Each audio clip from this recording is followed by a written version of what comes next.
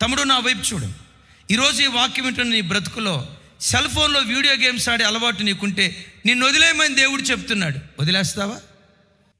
ఫేస్బుక్తో, వాట్సాప్తో, social మీడియాతో గంటల తరబడి సమయాన్ని వృధా చేసుకునే అలవాటు నీకుంది. ఈరోజు అంటున్నాడు, వదిలేయి. జబర్దస్త్ షోలు వదిలేయి, బిగ్ బాస్ షోలు వదిలేయి, సినిమాలు వదిలేయి, దేవునికి ఆయాస్కరమైన వాటిని వదిలేయమని ఈరోజు ప్రభు నీతో మాట్లాడుతుంటే, నేను వదిలేస్తా ప్రభు, ఉన్న పాటను వదిలేస్తా. దేవుడు వదిలిపెట్టమన్న వాటిని వదిలిపెట్టడానికి ఈరోజు నువ్వు సిద్ధంగా ఉన్నావా? మీలో ఎవరైనా ఎవరితోనైనా ఫోన్లో చాటింగ్ చేస్తున్న దరిద్రపు అనుభవాలు ఎవరిలోనే ఉన్నాయేమో దేవుడు అంటున్నాడు, విడిచిపెట్టు. తల్లిదండ్రులను మోసం చేయకో, తల్లిదండ్రుల గొంతు కోయకో.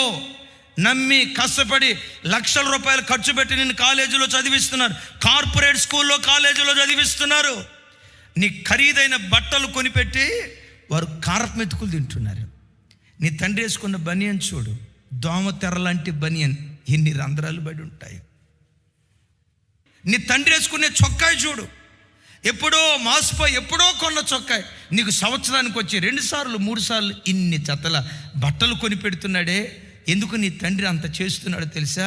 ఈ బిడ్డ కొరకు నేను ఈ బిడ్డకు నేను ఈ అవకాశం ఇస్తే చదువుకొని గొప్పదవుతుంది, తన కాళ్ళ మీద తాను బ్రతుకుతుంది, ఓ మంచి భవిష్యత్తు వస్తుందని గంపెడాశతో నీ తండ్రి నేను కాలేజీకి పంపిస్తే నువ్వు ఆ అబ్బాయితో ఈ అబ్బాయితో చాటింగ్ చేస్తున్నావా?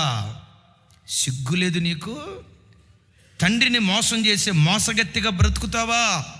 నీ తండ్రి చెమటను రక్తాన్ని చెమట రూపంలో మార్చి లక్షలు లక్షలు లక్షలు ఫీజు కట్టి కార్పొరేట్ స్కూల్లో చదివిస్తూ ఉంటే ఐమాక్స్ థియేటర్ చుట్టూతో తిరుగుతావా?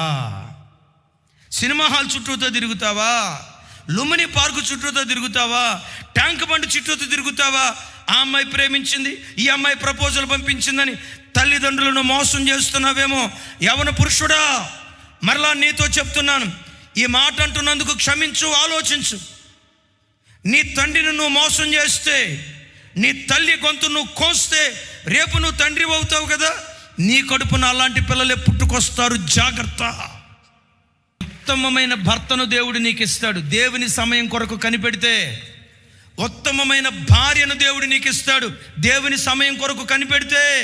పోకిరి చేష్టలు చేయకుండా, వెకిలి వేస్తాలు వేయకుండా, ఆ అమ్మాయి నచ్చింది, ఈ అబ్బాయి నచ్చాడు, ప్రపోజల్ పంపించాడు, ఇష్టపడ్డాడు, మనసిచ్చ ఈ కార్యక్రమాలు చేయకుండా దేవుని సమయం వరకు నువ్వు కనిపెడితే, బైబిల్ ఏమని రాసిందో తెలుసా?